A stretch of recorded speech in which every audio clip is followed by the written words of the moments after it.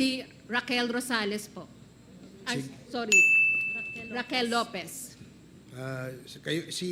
Sige po, At Mrs. meron Miss- din po tayong translator, si Dayan Gumanaw, para po kasi sige. si Buano po yung ating dalawang tagapagsalita.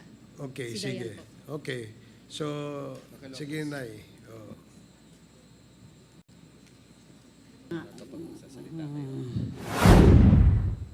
May hapon yung tanan.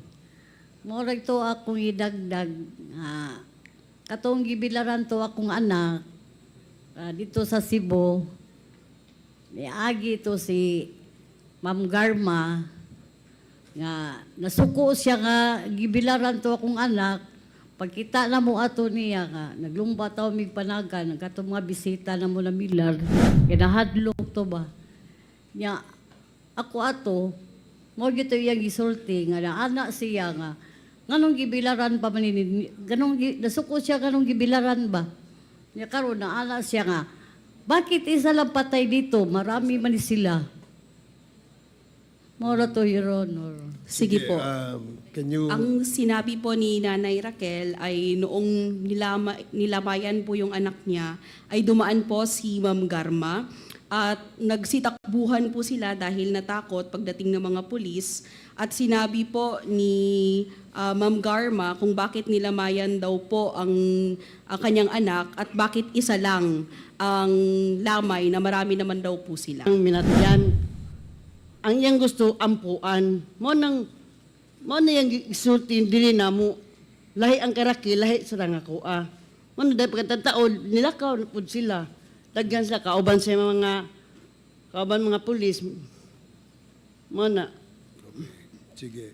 So yung sinabi po ni Nanay Baby, madaling araw din po, galing si Ma'am Garma kina Ma'am Salamay sa anak ni Ma'am Raquel at pumunta siya sa kanila sa Barangay Pasil. No, tapos sinabi ni Ma'am Garma na ayaw daw niya na magsugal ang mga tao doon. Instead, gusto niya na ipagdasal. Pagkatapos naman daw noon ay umalis naman daw po si Ma'am Garma. Po ni Lenin Bailon na naging biktima po ng war on drug. Sa bahagi po nung anak ko nung December 2, year 2016,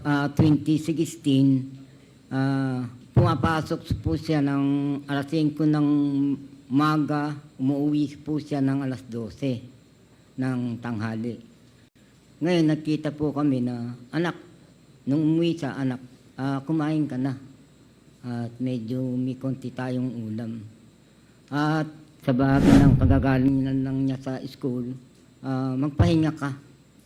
Para nung mamaya, yung kung meron ka mang gagawin, ay magagawa mo. Kaya sa bahagi namin nung alas 12, alas